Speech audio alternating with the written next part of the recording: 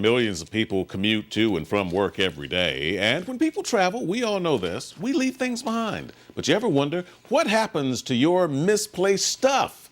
Correspondent Chelsea Bordeaux takes us behind the scenes of the D.C. Metro for this insider's look at the lost and found. I left several cell phones on the Metro, and I think only one time I was able to recover it. Although cell phones are one of the top items left behind when we travel, there are some things a bit off the wall. Ice skates in October, a skateboard, an American flag, and some things much more important.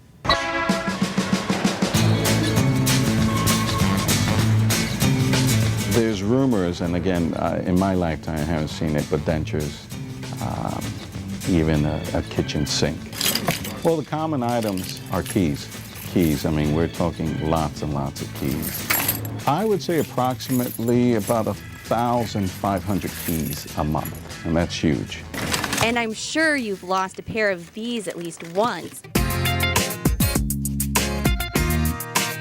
Glasses are number 2 on the list. The D.C. Metro keeps track of the thousands of items they retrieve each month, and Castillo says with the help of their website, 1 out of 3 find happily ever after with its owner. I lost a wallet, and this was like, I just called in and they just found it. I'm here to pick up a tote bag that was left on the Metro platform. And I was pretty upset about it because I had some bills in there with credit card numbers and stuff like that. And everything is in there.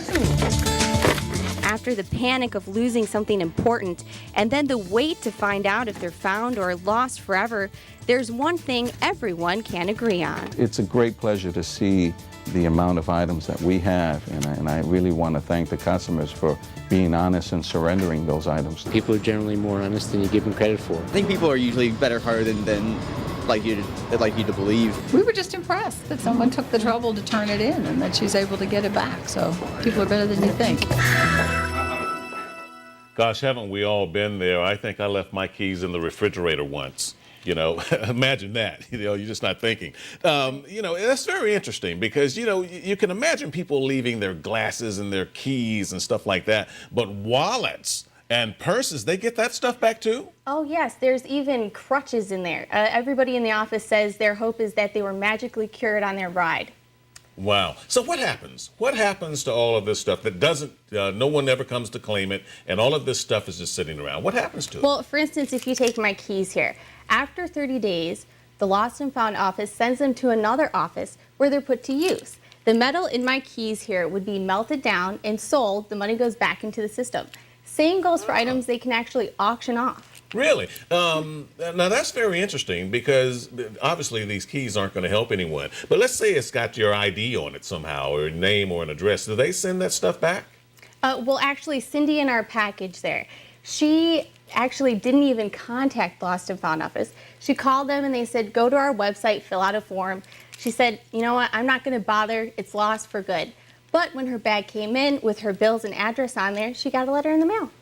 Let's say you lose something that's very important. Maybe it's an address with papers, maybe it's a bill or some important document or something like that. Is it hopeful that we can get something like that back? It is. Every system has a Lost and Found office.